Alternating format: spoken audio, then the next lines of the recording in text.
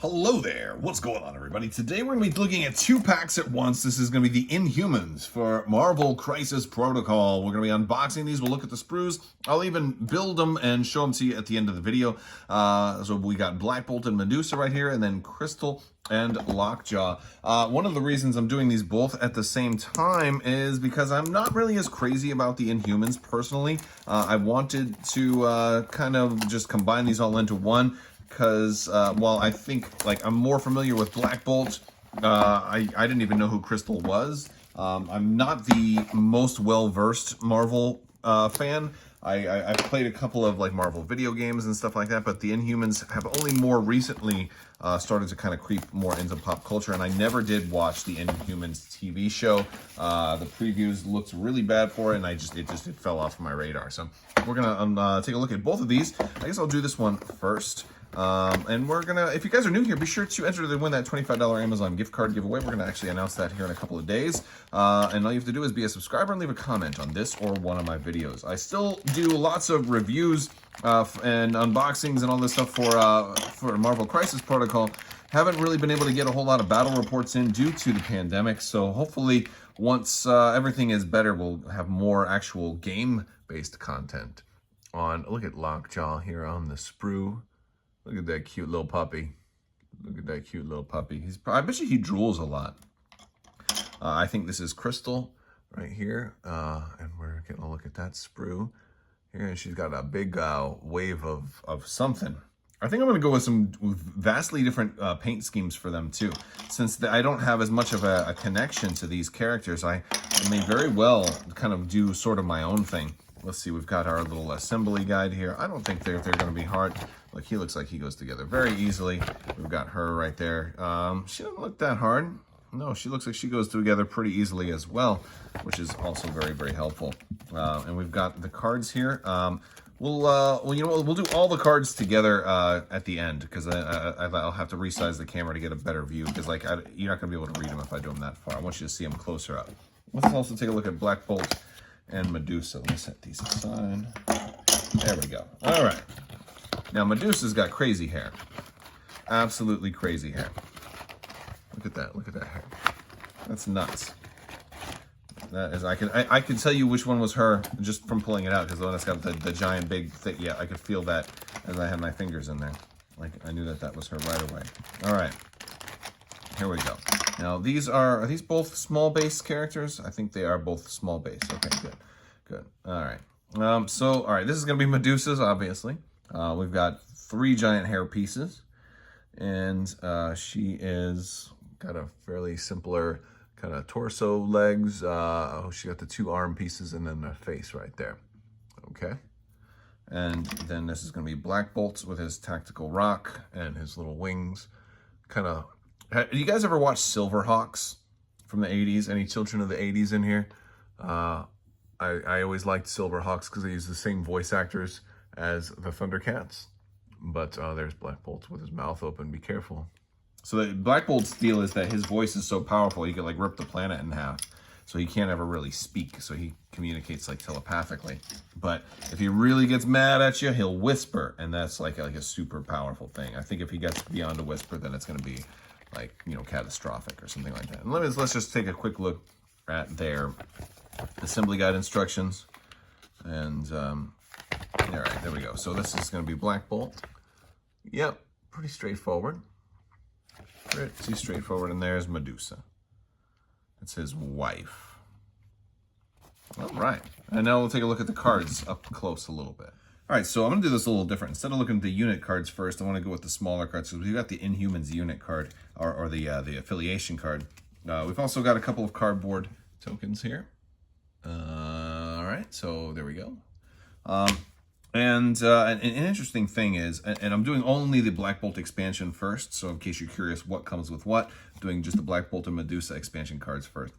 So our Affiliation card is going to actually say Black Bolt, Medusa, Crystal, and Lockjaw. Also Beast and Ronan, which is strange. I don't know what is behind that story, but I thought Beast was a mutant and Ronan was from Nova Prime, or no, not Nova Prime. Whatever those, a Kree, rather. There you go. All right, so we've got Attilan Rising, Inhumans. Any injured Inhuman can play this card. All allied Inhumans gain a power for each allied injured Inhuman. Oh, so that can, there you go. It gives you a lot of power. We've got Bitter Rivals. Any character can spend 3 to play. Choose an enemy character until the end of the round. Other enemy characters within 3 of the chosen character roll 1 less die on attack and defense roll. We've got an Inhuman Royal Family.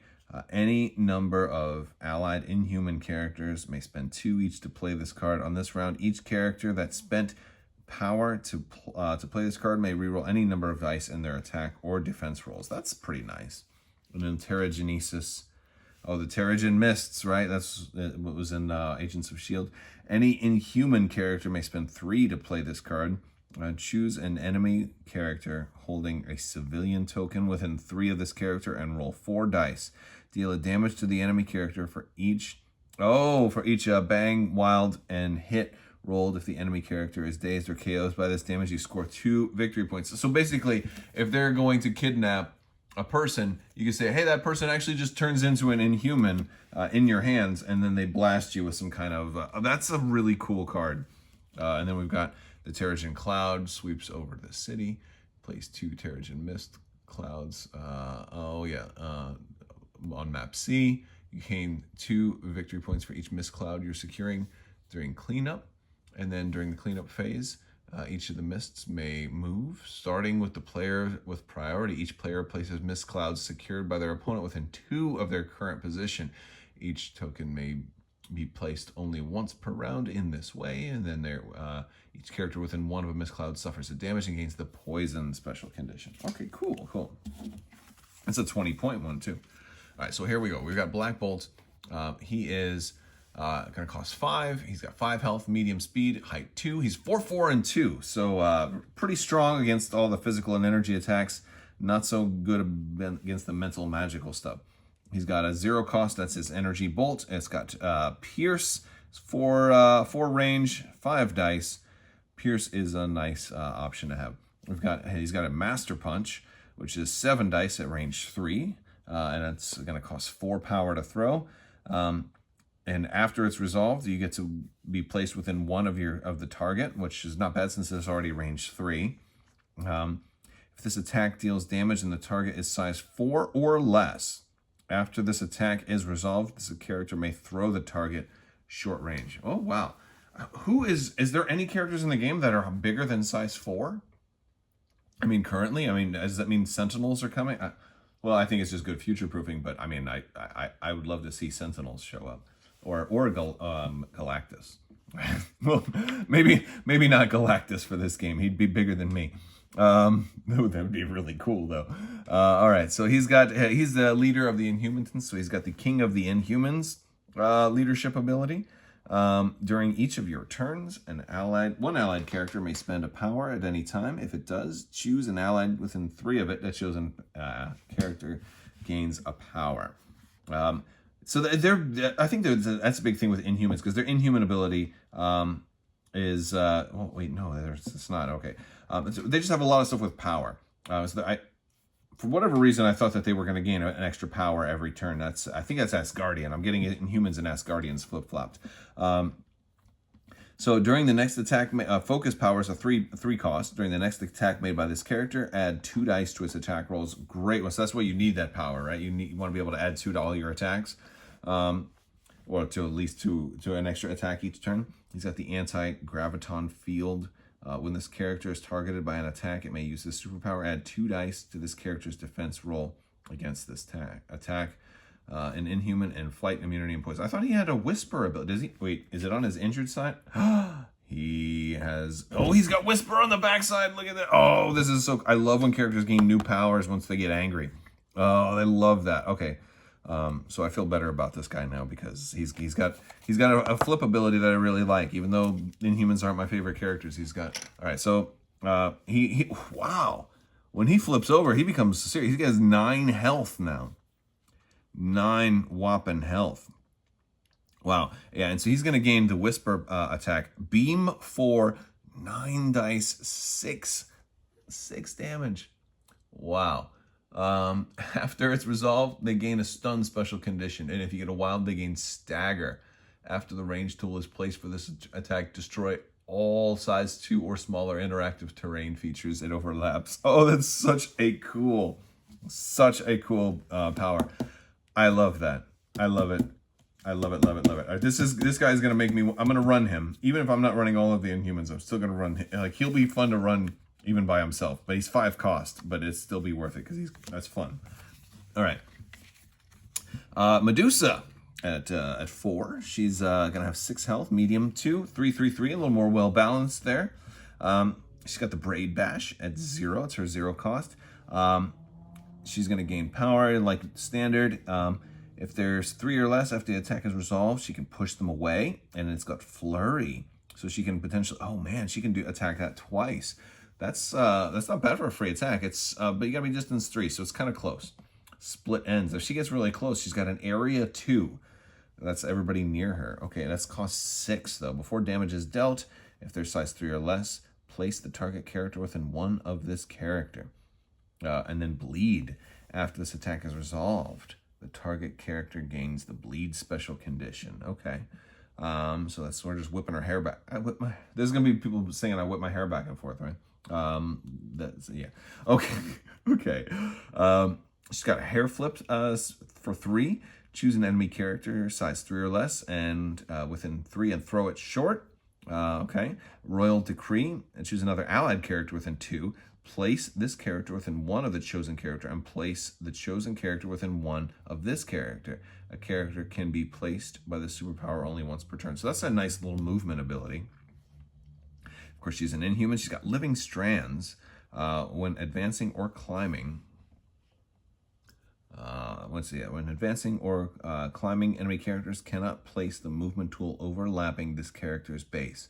Enemy characters cannot reroll or change attack dice when targeting this character with attacks. Wow, that's really good. So she's gonna be hard to kill. You know, she's got a decent amount of hit points. She seems pretty strong. You got 2 really strong characters in 1 pack, and of course immunity to poison. And so I think she's about the same. She's got 6 health on the back, so I think she's just about the same on the back side. Yeah. All right. So yeah, no, pretty good character. All right, now we're gonna go into our Lockjaw and Crystal pack, which these are not going to be as threatening characters, but yeah, I don't know. I don't know why they packaged them this way. I think they thought Black Bolt was probably a likely buy, and I think maybe they thought people were just going to want to get Lockjaw. I don't know. Oh, we only get 2 cards in this one too. So here's all of our cardboard, and then here we get Elemental Infusion. Crystal may spend 2 to play this card until this character is dazed, or the end of the round when an enemy character is within 3 of Crystal suffers damage from an allied effect. After the effect is resolved, the character gains 1 of the following special conditions: and Incinerate, Stun, or Slow. And then last minute save. Oh, when another allied character within 3 of Lockjaw would be KO'd, Lockjaw may spend 3 to play this card. The allied character removes 1 damage. It is not KO'd, and it's placed within 1 of Lockjaw. That's a really good card. It's a great way to save somebody. I like that. And speaking of Lockjaw, let's look at Lockjaw first. He's 3 health. He's size 3, 3 cost. He moves slow, but he's got a medium-sized base. 6 health, man. It's not bad. 3, and 3. He's only got his bite, and it has bleed. It's close range, but he's got all this good stuff. Who's a good boy? He's got Drop It. Make somebody drop an objective that is an interactive terrain feature. And Throw It. Okay. Interdimensional Bloodhound. Choose an enemy character. Allied characters roll 1 additional attack die when targeting the chosen character. So good support. He can teleport. So choose this character or another allied character. Oh, so he can teleport somebody else. He's an Inhuman. He's got Who's a Good Boy. At the start of each of this character's activations, if there's another allied character within 2, gain 3 power. So he really can just attack. He's not really in this to bite people. He wants to be teleporting and moving around. I think that's kind of his, and been biting if he needs to, right? And then on the other side, he's got only 5 health. after he gets wounded. And he still has all the same abilities. Okay. And Crystal is going to be a 3. She's 3/3/3. She is 5 health. She is very fast with long range movement. She's got a lot of abilities, right? She's got 4. And they're all 0 cost. So she's got her Earth attack, which has got stun, area 1. She's got her Hurricane Blast, range 4 attack with push. That's going to be a good one. She's got Hydrokinesis, which has slow, and then she's got Volcanic Surge with beam with Incinerate. So she's very versatile. She's got the Elemental Onslaught. After an attack made by this character during its activation is resolved, you may use this superpower. The character may make an attack action and must choose an attack it has not yet used this activation. So she can basically attack you twice for 4 power for a single attack action.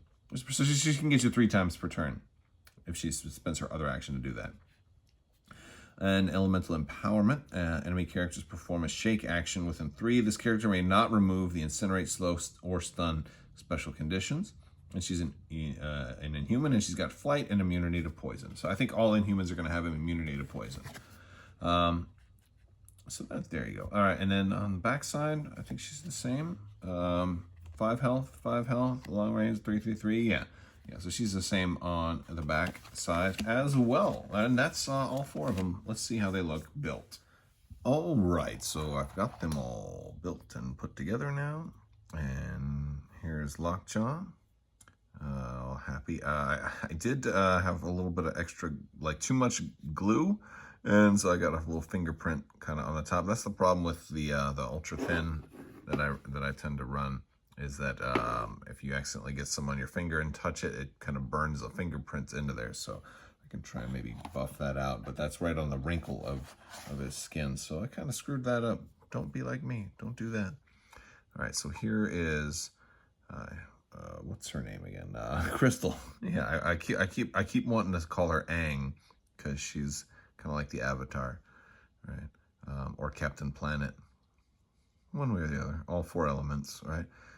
Really, really clever base on this one. I like the base design here. Very cool looking. I like her. She's all right. And this one was real hard to put together. This is Medusa. She was really tricky. The tricky part is that the head and the body are separate pieces, and the head was just that front, like just the face, and it had to like go on at such a weird angle, and it has to kind of, between that and the neck and then this arm here, all have to kind of go in at the same time. And I didn't let them dry all the way. They were mostly dry, and so then I put them up there, and then they kind of all fell off, and I had to put them back. So now she's a little crooked, and then I've got this gap in here. Hopefully I can fill that in once I get to priming and painting and stuff. But yeah, not this one was a little more difficult.